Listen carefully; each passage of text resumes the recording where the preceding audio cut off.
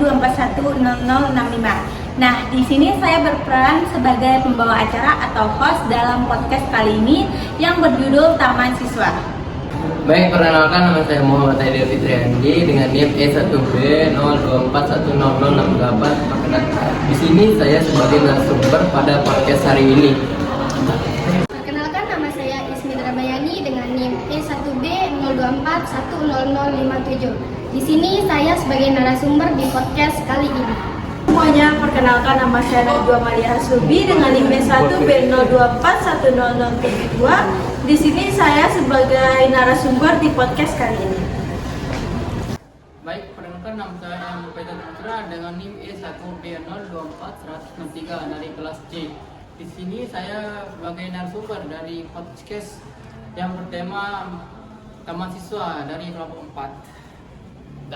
Baik, sebelum kita lanjut ke podcast kita kali ini, saya akan sedikit memperlihatkan spoiler tentang Taman Siswa yang didirikan oleh Ki Hajar Dewantara.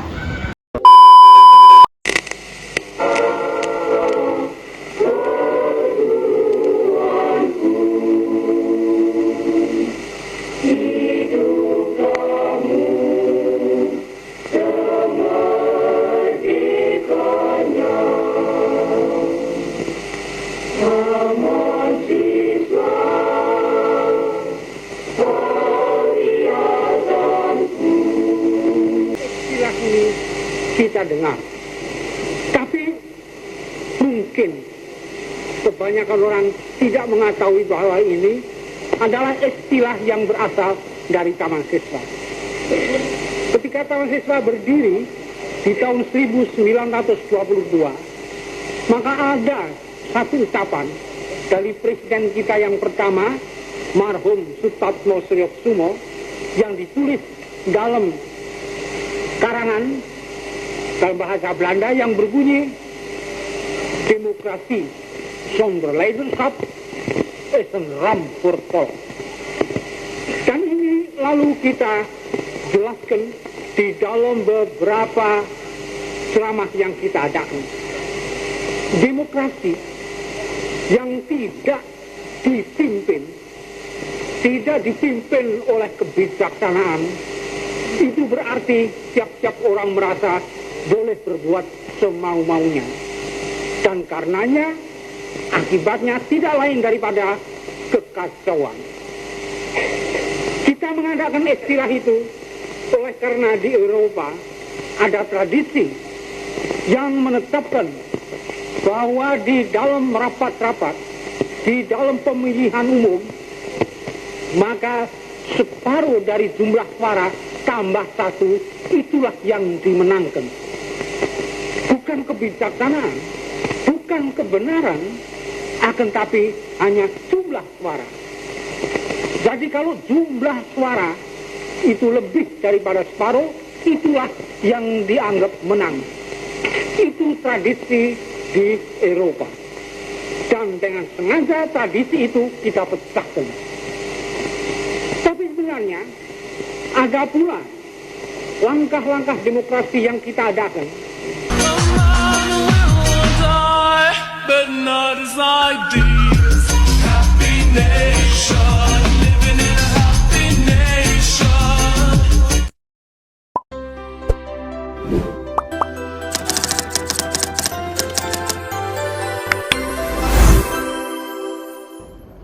Assalamualaikum warahmatullahi wabarakatuh. Perkenalkan, nama saya Media Hartina. Di sini saya sebagai host dalam podcast kali ini. Nah, dalam podcast kali ini kita akan membahas sebuah topik penting dalam sejarah, yaitu Taman Siswa. Yang dimana Taman Siswa ini didirikan pada tahun 1922 oleh Ki Hajar Dewantara. Lembaga ini bukan hanya sekedar sekolah biasa, tetapi juga perjalanan bangsa Indonesia. Nah, dalam membahas topik ini saya tidak sendirian, tapi akan ditemani oleh narasumber kita, yaitu di sini ada Muhammad Aidil Fitriandi, Ismi Darmayani, M. Faisal Saputra, dan Najwa Amalia Hasubi. Nah, baik, mungkin kita akan membahasnya dari sini. Nah, baik, di sini saya ingin bertanya kepada kalian terkait tentang bagaimana latar belakang berdirinya Taman Siswa. Mungkin bisa dijawab. Baik, Taman Siswa lahir di pertengahan sistem pendidikan kolonial Belanda yang sangat diskriminatif. Sekolah-sekolah Belanda hanya terbuka bagi kalangan atas atau keturunan Eropa, sedangkan rakyat biasa tidak mempunyai akses. Pendidikan bagi pribumi lebih diarahkan untuk mencetak tenaga kerja rendahan yang patuh pada kolonial. Kondisi inilah yang membuat Ki Hajar Dewantara merasa bahwa bangsa Indonesia tidak akan pernah maju kalau hanya mengandalkan pendidikan versi Belanda. Beliau kemudian mendirikan Taman Siswa pada 3 Juli 1922 di Yogyakarta. Lembaga ini memberikan akses pendidikan kepada rakyat kecil tanpa memandang status sosial. Lebih dari sekitar sekolah, Taman Siswa menanamkan nilai kebangsaan, kebudayaan, dan kemandirian. Dengan begitu, pendidikan tidak hanya mencerdaskan otak, tetapi juga membentuk jiwa merdeka. Wow, menarik sekali ya cerita Anda terkait tentang Taman Siswa ini. Nah, Ismi, bagaimana Anda melihat visi Ki Hajar Dewantara lewat Taman Siswa ini?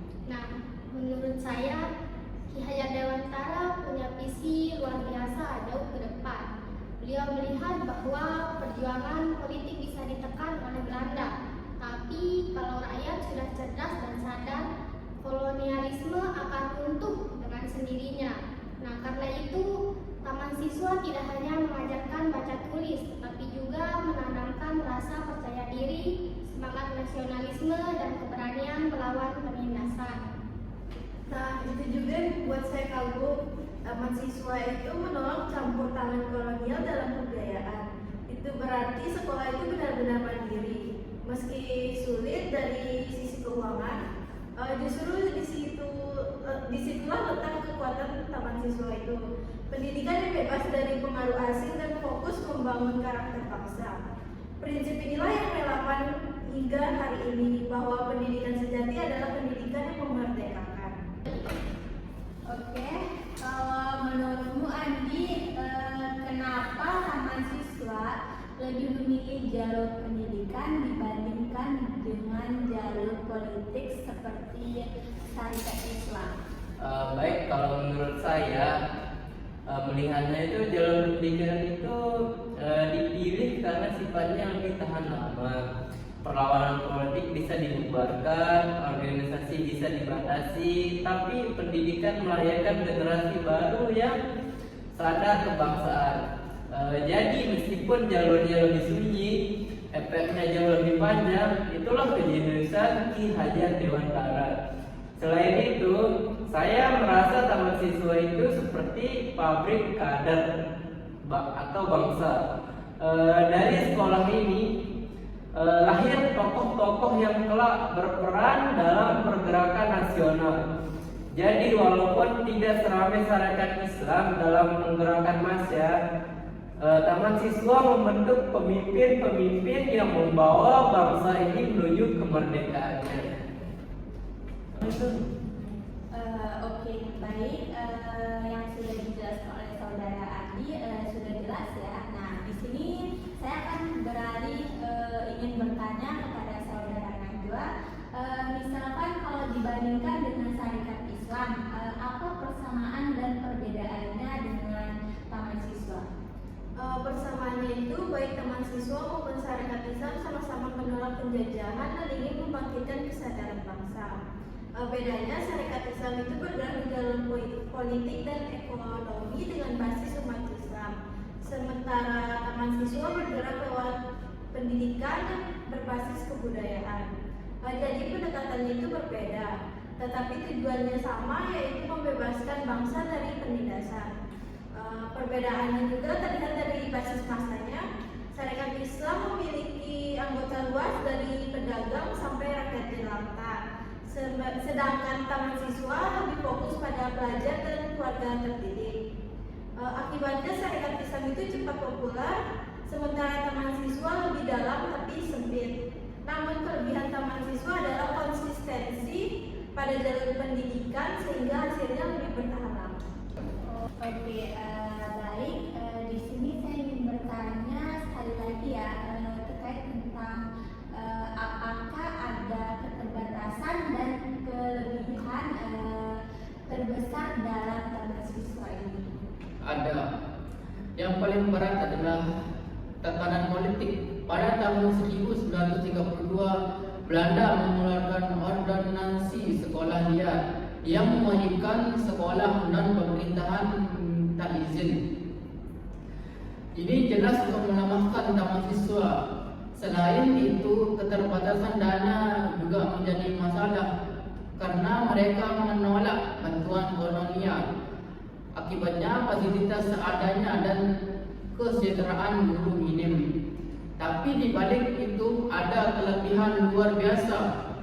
Kemandirian dan idealisme taman siswa menjadi teladan. Mereka konsisten pada prinsip pendidikan untuk kemerdekaan, dan itu membuat hasil banyak alumni taman siswa yang menjadi pemimpin bangsa. Baik.